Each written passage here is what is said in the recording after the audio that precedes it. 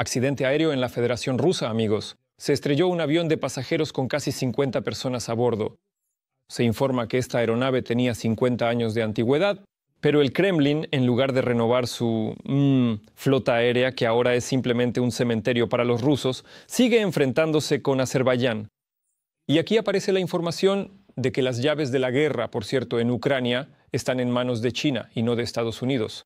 Y además resulta interesante la noticia de que Xi Jinping habló recientemente con la dirección de la Unión Europea en Pekín. Sobre lo que acordaron también lo discutiremos juntos. Y en este momento, en el horizonte vuelve a asomarse la posibilidad de una reunión personal entre Putin y Zelensky. Zelensky está dispuesto a reunirse con Putin en cualquier momento, pero en el Kremlin, como de costumbre, están retrasando el momento alegando diversas razones y excusas. Recopilamos los acontecimientos más importantes de este día en un breve reportaje. Por favor, esperen la discusión con Roman Zimbalyuk en unos minutos. Mientras tanto, veamos el reportaje. El 23 de julio tuvo lugar la tercera ronda de negociaciones entre las delegaciones ucraniana y rusa. No hubo ningún avance especial y la reunión duró menos de una hora. Muchas gracias por su amable atención y por todo lo que ha hecho por nosotros. Zelensky está listo para reunirse con Putin incluso mañana. Durante las negociaciones, Rustem Umerov propuso a los rusos organizar una reunión de los líderes de Ucrania, Rusia, Turquía y Estados Unidos antes de finales de agosto. Esta es una propuesta constante que se puede llevar a cabo en cualquier momento. Si mañana Putin dice, estoy listo para reunirme con el presidente Zelensky estará listo para reunirse mañana. Creo que esa es la respuesta a su pregunta sobre la fecha final. Sin embargo, la parte rusa, como siempre, está retrasando las cosas. Según Medinsky, para la reunión es necesario trabajar en las condiciones del acuerdo y preparar los temas de discusión para los líderes. ¿Qué significa esto? No, por supuesto que no. No se planea tal reunión porque debe ser preparada de manera seria, ya que, digamos, las posiciones de los memorandos de Ucrania y Rusia presentadas públicamente están demasiado lejos de sincronizarse. Putin y la parte rusa encuentran una enorme cantidad de pretextos para, por supuesto, no ir a una reunión de líderes y no encontrarse directamente con el presidente de Ucrania, Volodymyr Zelensky, lo cual es absolutamente evidente. Mientras tanto, Rusia sigue perdiendo su influencia. Azerbaiyán se ha distanciado y además Armenia dejó de lado a Rusia, organizando una reunión bilateral sin la participación del Kremlin. ¿Quieren ellos tener una posición más firme respecto a la Federación Rusa? Por supuesto que sí. ¿Quieren ellos tener la posibilidad de proteger mejor los intereses de sus ciudadanos o de los azerbaiyanos étnicos que viven en el territorio de la Federación Rusa? Por supuesto que sí. Azerbaiyán y directamente el presidente Aliyev van a llevar esto a cabo a través de sus lazos de asociación estratégica con Turquía y, por supuesto, mediante el hecho de que ahora se está construyendo activamente la ruta de la seda, es decir, la conexión terrestre entre China y Europa. Al parecer, en el contexto del conflicto con los azerbaiyanos, las autoridades rusas de hecho han comenzado una caza incluso contra los propios rusos. En la región de Chelyabinsk, los funcionarios declararon extremista a la comunidad rusa sin juicio ni fundamentos. Ahora la gente está siendo amenazada con persecución. Hago un llamado a todos a unirse a la comunidad rusa, donde reina una atmósfera de hermandad y ayuda mutua. ¿Acaso ahora todo lo gobierna China? El 23 de julio tuvo lugar una reunión de Xi Jinping con los presidentes del Consejo Europeo y de la Comisión Europea en Pekín, supuestamente para establecer la estabilidad en las condiciones actuales. ¿Está interesado China en que Rusia sea un gran espantapájaros para Europa? Sí, también está interesado. Incluso diré más. Incluso a Estados Unidos, en la figura de Trump, por lo que ya vemos en esta configuración, en parte también le conviene porque solo ese temor de Europa a un ataque directo, a una escalada por parte de la Federación Rusa, hizo que las contribuciones de los miembros a la OTAN aumentaran hasta el 5%. Y Europa está dispuesta a pagar por el armamento no solo para sí misma, sino también para Ucrania, impulsando así la economía estadounidense. Bueno, pues, es tiempo de cuentos. La congresista Marjorie Taylor Greene, conocida por sus simpatías hacia Trump y sus declaraciones anti-ucranianas, difundió una noticia falsa sobre protestas en Kiev. Según ella, supuestamente la gente salió a las calles en contra del presidente Zelensky. En Kiev se están llevando a cabo manifestaciones masivas de protesta contra el presidente de Ucrania, Zelensky, quien es un dictador y se niega a firmar un acuerdo de paz y poner fin a la guerra. Agradezco al pueblo ucraniano, expúlsenlo de su cargo. Y Estados Unidos debe dejar de financiar y enviar armas. Por supuesto, las manifestaciones en muchas ciudades de Ucrania no tienen nada que ver con llamados a la rendición. Pero para personas como Marjorie Taylor Greene, es una excusa conveniente para presentar sus deseos como si fueran realidad. ¿Pero puede ser peligroso este bulo para Ucrania? Creo que para muchos es evidente, y de hecho, la Dirección Principal de Inteligencia lo ha escrito oficialmente, que la Federación Rusa ya se está preparando para utilizar esta metodología de protestas pacíficas para sus propios fines. Por lo tanto, si diferentes partes van a utilizar esto, ya sean imágenes ya creadas, o si mañana crearán sus propias imágenes para lograr sus objetivos políticos y no solo políticos, pues por supuesto sí. Se ha abierto la caja de Pandora. Y ahora, brevemente, sobre la magia de la política rusa. Hace unos días, un diputado de la Duma estatal del partido Rusia Unida logró votar en 11 proyectos de ley. Every voice matters. Join our community, support independent journalism and help us bring you the truth from Ukraine. Become a member of Ukraine Today. Join us now. Roman Chimbaliuk, periodista y bloguero, aparece en nuestro programa. Roma, te damos la bienvenida. Nos alegra verte. Hola, Alexander. Como siempre, el gusto es mutuo. Roma, vamos a empezar por esto. Ya hablaremos de Estambul, sobre lo que lograron acordar las delegaciones ucraniana y rusa. Al menos hay buenas noticias sobre el regreso de los prisioneros de guerra. Pero quiero empezar por esto. Resulta que un cacharro ruso que tenía más de 50 años se estrelló. Por cierto, en los últimos años este ya es el cuarto incidente aéreo, por así decirlo.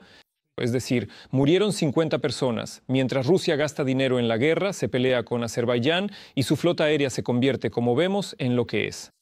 Dime, ¿a los rusos les da igual esto, según lo que ves? ¿O esto de alguna manera afecta a la sociedad rusa o a la población en general? ¿Cuál es tu opinión? Bueno, probablemente todos pensaron, no tuvieron suerte los que murieron. Y a estas personas que estaban a bordo de este un avión magnífico, simplemente muy veterano, y cayó en malas manos, en manos equivocadas, y al final se estrelló. Entonces en Rusia les gusta reflexionar allá en los pantanos sobre quién tenía qué oportunidades iniciales después de la disolución de la Unión Soviética. Y les gusta contar historias sobre que Ucrania tenía tales oportunidades y que no las aprovechó. Y tal vez en algo no aprovechamos nuestras oportunidades, pero al menos no nos convertimos en nazis. Así que si hablamos de la Federación Rusa bajo Putin, y según parece, solo han tenido a Putin allí. Entonces la llegada al poder del maníaco ruso del poder, ¿con qué se recuerda? Con el aumento de los precios de los energéticos. Y sobre Rusia, en los últimos 20 años que simplemente cayó, bueno, no solo una lluvia de oro, y aquí el oro es oro, no es otra cosa, que podrían haberse construido su propio Donetsk en el territorio de la región de Rostov y Lugansk y así sucesivamente. Y cambiar todos los aviones y comprar un montón de máquinas para poder producir nuevos. Pero al final decidieron que era mucho más interesante, por ejemplo, lanzar 2 bombas aéreas sobre Yarkov como ocurrió esta mañana. Es decir, piensen otra vez. Ellos vuelan en aviones de 50 años de antigüedad, pero aún así disfrutan cuando matan a ucranianos con bombas aéreas de ese tipo. Es decir, por un lado ya todos nos hemos acostumbrado a esto, pero una vez más, una gran ciudad de 1 millón de habitantes, el ejército ruso lanza 2 bombas KAB en el centro de la ciudad. Hay muchos heridos, sobre muertos aún no he oído nada, espero que no los haya, pero simplemente, ¿a dónde quiero llegar con esto? Ahora, las matemáticas están en todas partes, tanto en la guerra como en la vida. Es decir, si calculamos cuántas bombas KAB han lanzado en el territorio de Ucrania, con el dinero ahorrado se podría haber creado, no sé, toda una aerolínea. Pero a estos canallas parece que esa pregunta no les interesa mucho. Por eso que se mueran los rusos, que todos ardan en el infierno. Perdón por la franqueza, pero no vamos a tener ninguna compasión. Tal vez Yulia Latinina nos vuelva a regañar, como suele hacer, por no sentir compasión por los rusos, por habernos deshumanizado. Y cita a funcionarios ucranianos que dijeron algo en un momento de rabia tras los crímenes de guerra rusos. Y atención, por cierto, Latinina y Lavrov. Lavrov, de hecho, le entregó recientemente al secretario de Estado de una lista con citas rusófobas de políticos ucranianos. Solo lo menciono para mostrar cómo todo esto está sincronizado. Por eso, la historia con los aviones es comprensible. Y si tenemos en cuenta que llevan 3 años bajo duras sanciones aéreas, es sorprendente que aún no se haya caído ningún Boeing o Airbus. Simplemente los tontos tienen suerte, pero no siempre será así. Hablemos sobre los resultados de la reunión en Estambul. La reunión en sí fue muy corta. Como ya dije, el resultado es excelente. Es el regreso de nuestros prisioneros de guerra a casa.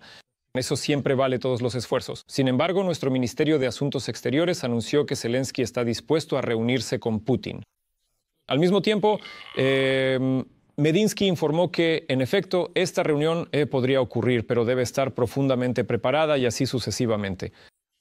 Cuéntame, por favor, ¿existe realmente algún potencial o, no sé, sentido, no sé, algún tema para una reunión entre Putin y Zelensky? Bueno, la pregunta es ¿para qué reunirse? Es decir, si hablamos de una reunión, entonces al menos deberíamos establecer un régimen de alto el fuego. Y por extraño que parezca, por supuesto que no habrá reunión, pero al menos en un futuro previsible, sinceramente, me parece que en principio no habrá una reunión entre Zelensky y Putin. Por cierto, a veces los rusos escriben que no hay que reunirse, porque de repente Zelensky podría matar a Putin. Creo que si eso ocurriera, a Zelensky se le perdonaría mucho.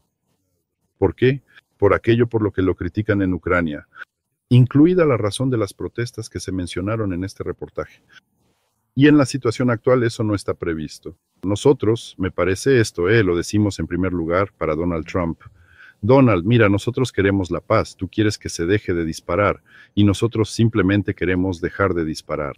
Además, esta tesis es para la comunidad internacional, para recalcar una vez más quién es aquí el monstruo y el villano.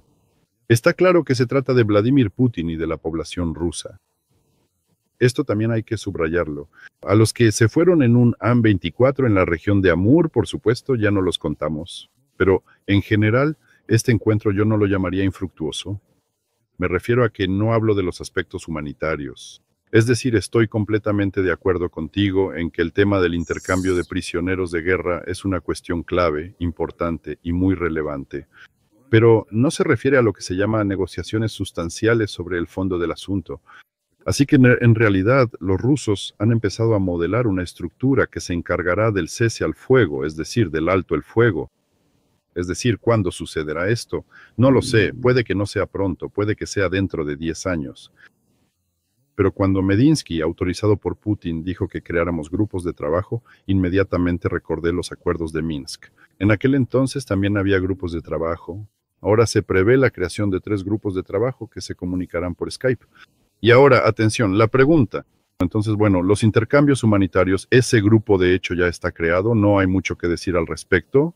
Y este trabajo, de hecho, incluso antes de las negociaciones, los intercambios ya se realizaban. Simplemente lo recordamos, incluso con los wagneritas realizamos tales intercambios. El segundo grupo se ocupa de cuestiones políticas y el tercero de cuestiones militares.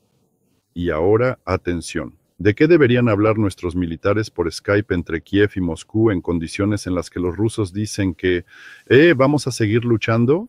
Por cierto, Medinsky, en la parte cerrada, ya no le decía a la delegación ucraniana que podemos hablar de luchar eternamente. Y tampoco mencionaba a los Rurikovich.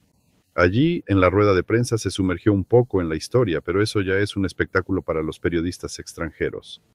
Es decir, estas opciones, este grupo político y el militar, yo considero que es como su primer tanteo. La parte ucraniana, por su parte, se tomó un tiempo para reflexionar. Y también recuerdo que existía un grupo así en el marco de los acuerdos de Minsk. No era un grupo, disculpen, era un subgrupo que se ocupaba de cuestiones económicas, pero dado que no habrá economía entre Ucrania y Rusia, evidentemente en las próximas generaciones tampoco tienen previsto crearla. Por lo tanto, decir que esto es un evento infructuoso probablemente no sea así. La pregunta aquí es que las decisiones no se toman en Estambul, se toman en Moscú, en cuanto a si continuar la guerra o pararla, o en Washington, entre otras cosas. ¿Entregar los Tomahawks a Ucrania o no? En Kiev respectivamente, ¿matar a los rusos o no matarlos? Eso está claro. Y ahí fue como si cada uno llegara con sus digamos, instrucciones. Los rusos han seguido todas las instrucciones. ¿Qué quieres decir con 40 minutos? Bueno, para ver a Medinsky, por supuesto, probablemente tenías que ir allí. Bueno, si llevamos a 1.200 de nuestros ciudadanos, entonces, por supuesto, teníamos que irnos. Hablemos de lo que creo que es un tema súper importante, lo que está pasando entre Azerbaiyán y Rusia. Esto es lo que dijo Aliyev. Ucrania no debe bajo ninguna circunstancia reconocer la ocupación de sus territorios. Allí siguen pillando a los Wagner. Creo que usted también vio esta noticia por los crímenes cometidos precisamente en el territorio de Ucrania. Y aquí además se está dando, perdona el argot, un movimiento interesante porque esta casa de migrantes, ¿en qué está derivando? Que incluso están persiguiendo a miembros de la llamada comunidad rusa en la región de Chelyabinsk, que en realidad aparentemente trabaja para el Kremlin. Y eso resulta ser una paradoja. Le informo brevemente a nuestra audiencia, en la región de Chelyabinsk, la dirección de una de las comunidades locales persigue a personas rusas por motivos étnicos. Tal vez quieren impresionar con los éxitos de los nazis ucranianos. Esto es una cita de un canal ruso de Telegram. No solo se reconoció a la comunidad como una organización indeseable, sino que también intentan ejercer presión sobre los miembros de la sociedad. Hablemos de lo que está ocurriendo entre Rusia y Azerbaiyán. ¿Cómo ves la continuación de este conflicto? ¿Azerbaiyán retrocederá o Rusia tendrá que aceptar que está perdiendo influencia en esta región? Bueno, creo que primero hay que definir los términos. Un conflicto es cuando vuelan balas, bombas y demás. Es decir, eso es una guerra. Y en realidad, esto hay que decirlo claramente. ¿Qué pasa con los nazis rusos? Con los nazis rusos hay un problema. Quieren derribar aviones de pasajeros. En este caso, Azerbaiyán tuvo mala suerte y en consecuencia, después de eso no quieren pedir disculpas ni pagar compensaciones por ello. En general, esto es una regla, tanto en las relaciones internacionales como en la buena vecindad, de la que tanto les gustaba hablar. Bueno, de acuerdo, derribaron un avión de pasajeros azerbaiyano. Si hubieran pagado compensaciones allí, y como escribió Putin, Putin pidió disculpas, solo que no especificaron por qué.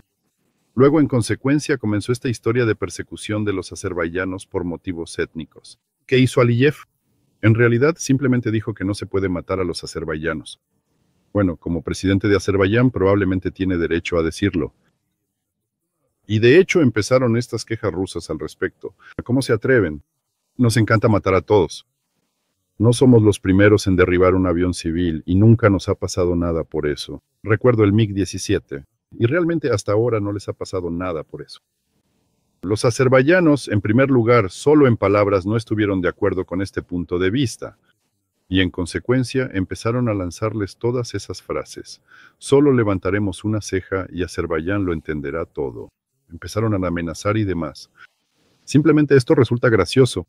Esto se ve repugnante.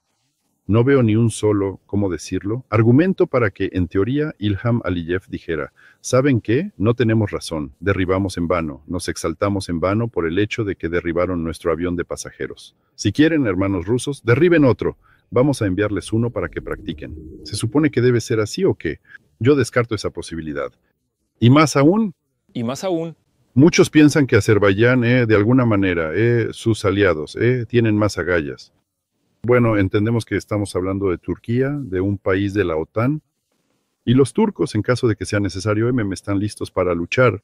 Los países europeos no están listos. Eso de ninguna manera no es una crítica. Nosotros también pensábamos que no estábamos listos, pero luego resultó que cuando te ves acorralado, simplemente no tienes elección. Y ya está. Así que, solo se quedarán mirando a Azerbaiyán con envidia. Y Putin ni siquiera comenta sobre este tema. Por cierto, en general no comenta ninguna de las cuestiones relacionadas con los temas más importantes. Eso no es casualidad. Esta señal de un Putin silencioso ya no les dice a los militares azerbaiyanos, tomen el poder en sus manos, por alguna razón, como solía decir antes respectivamente, a nuestros generales y no solo a los generales. Por lo tanto, solo se puede constatar que, si aparece una base de Turquía en Azerbaiyán, y por algunos indicios se puede decir que esto ya ha ocurrido, al menos en cuanto a la compatibilidad de los ejércitos.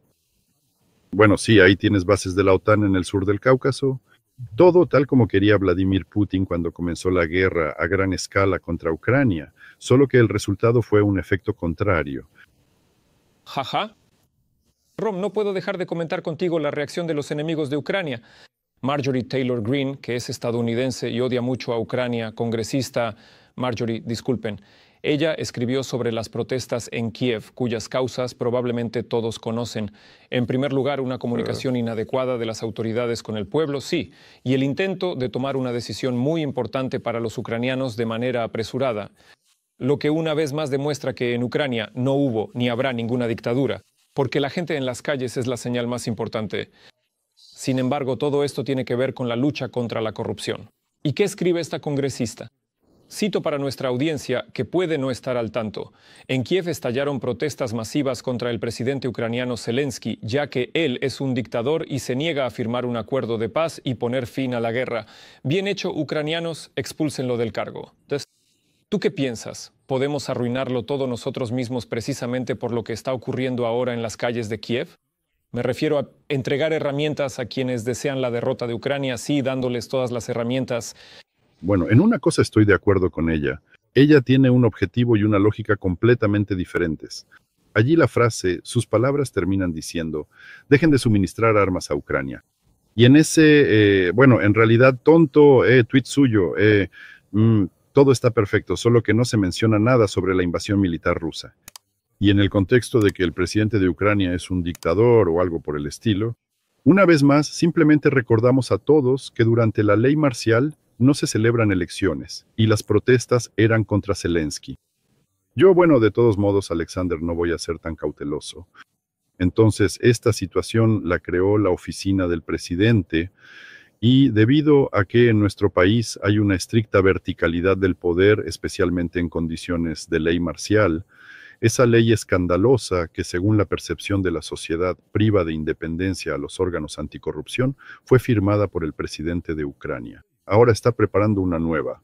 Y hasta se me ocurrió una idea. ¿No será que mientras ya todo está firmado, simplemente se deshagan de esos casos de la NABU que había allí? Y luego, aunque bajo la presión de Occidente aprueben una nueva ley, esos casos ya habrán sido tirados por el inodoro. Y atención, la gente salió a la calle en contra de esta ley. ¿Quién provocó a la gente? ¿Marguerite? ¿O fue la oficina del presidente?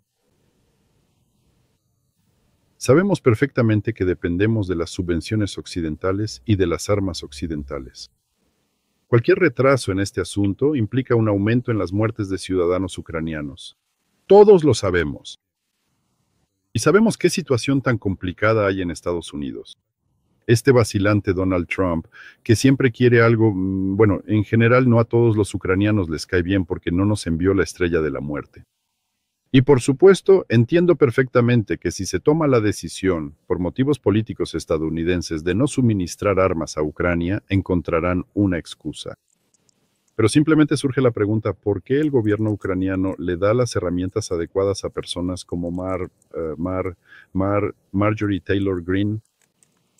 Eso es todo. Y el hecho de que ella difunda noticias falsas diciendo que Zelensky no quiere firmar la paz. Eso es un disparate. ¿No? Ya hemos discutido todo esto.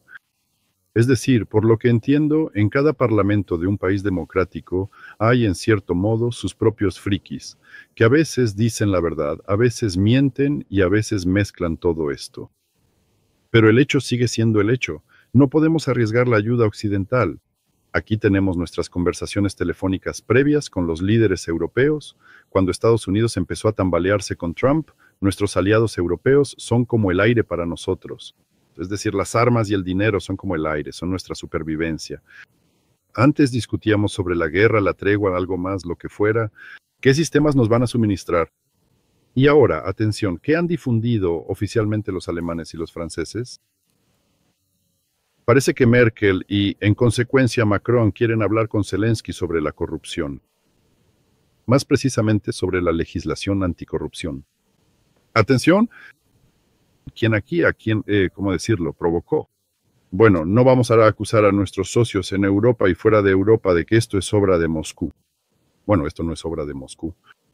Por eso, esta situación, lo ideal sería resolverla lo más rápido posible para beneficio mutuo, Esto simplemente está en el interés de todos, del equipo actual en el poder, porque ellos quieren presentarse a las elecciones.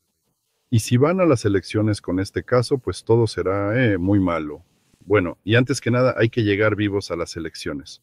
Solo digo esto para recordártelo. Esto preocupa a todos porque en Rusia hay pensamientos más que suficientes sobre el tema. Qué bueno sería matar a Zelensky. Y no solo Zelensky. Bueno, puede que no esté siendo muy diplomático, pero me parece que todo el mundo estará de acuerdo conmigo. Estarán de acuerdo en la relación de causa y efecto. No es necesario pisar el rastrillo. 100%. Bueno, parece que ya han presentado un segundo documento. Quizás lo discutamos la próxima vez. Espero que esto se convierta en un compromiso. Muchísimas gracias. Roman Simbaliuk, periodista y bloguero, estuvo al aire en Ucrania Hoy. Roma, todo lo mejor para ti. Hasta la próxima. Hasta la próxima vez.